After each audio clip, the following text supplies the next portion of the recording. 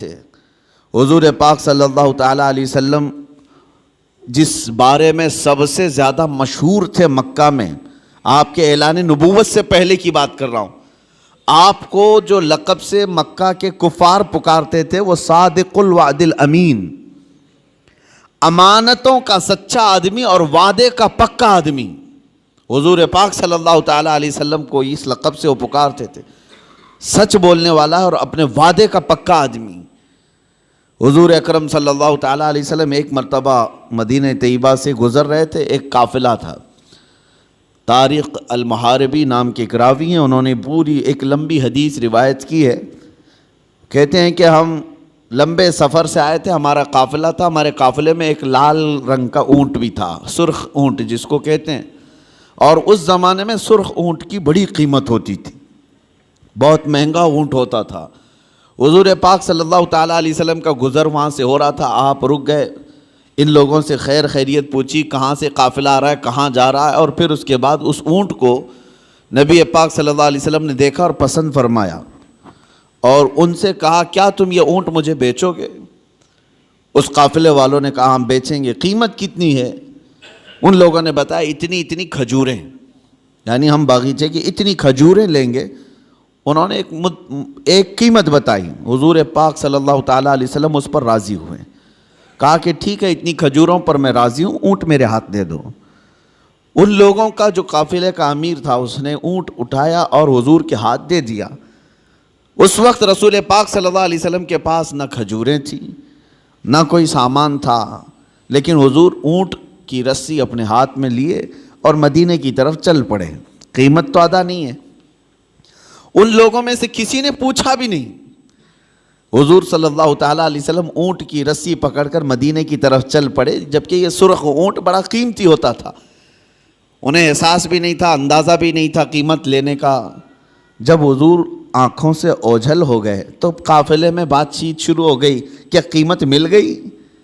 تو انہوں نے کہا نہیں، قیمت تو انہوں نے دیا نہیں ہے، طے تو ہوئی ہے اتنے کھجوروں کی قیمت ہے اس اونٹ کے بدلے، لیکن انہوں نے دیا تو نہیں۔ سب ایک دوسرے کو کوسنے لگ گئے کہ ایک انجان آدمی کے ہاتھ میں اونٹ کیسے دے دیا، ہم انہیں جانتے نہیں، پہچانتے نہیں، ان کے ہاتھ میں ایک سرخ اونٹ کیسے دے دیا؟ وہ تو آنکھوں سے اوجھل ہو گئے، اب انہیں ڈھونڈے گا کون؟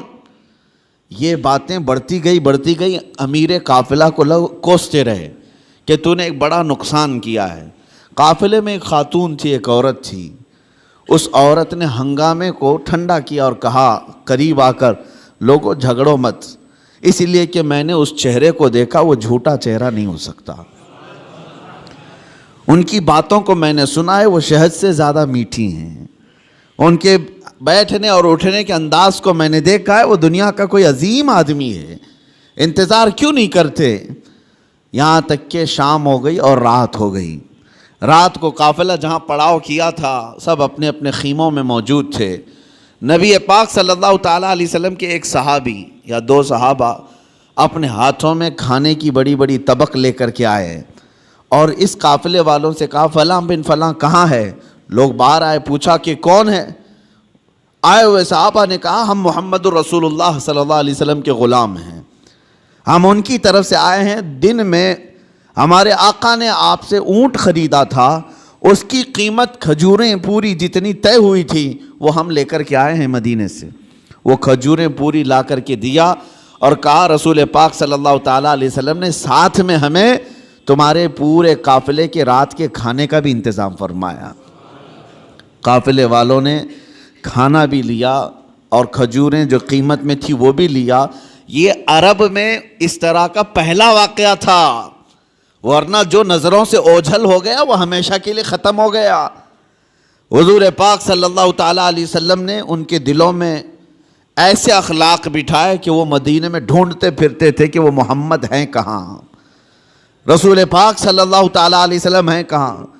پھر وہ دائرہ اسلام میں بھی آئے کئی لوگ، یہی وہ لین دین کے معاملات تھے جس میں میرے آقا صلی اللہ تعالیٰ علیہ وسلم تجارت کو پوری دنیا کے سامنے بتا کر ایسے اصول بتائے، سود سے پاک کیا جو قافلے کی ایک بڑی لعنت تھی، بلکہ معاشرے کی ایک بڑی لعنت تھی، حضور پاک صلی اللہ علیہ وسلم نے فرمایا سود کو میں نے اپنے پیروں سے روند دیا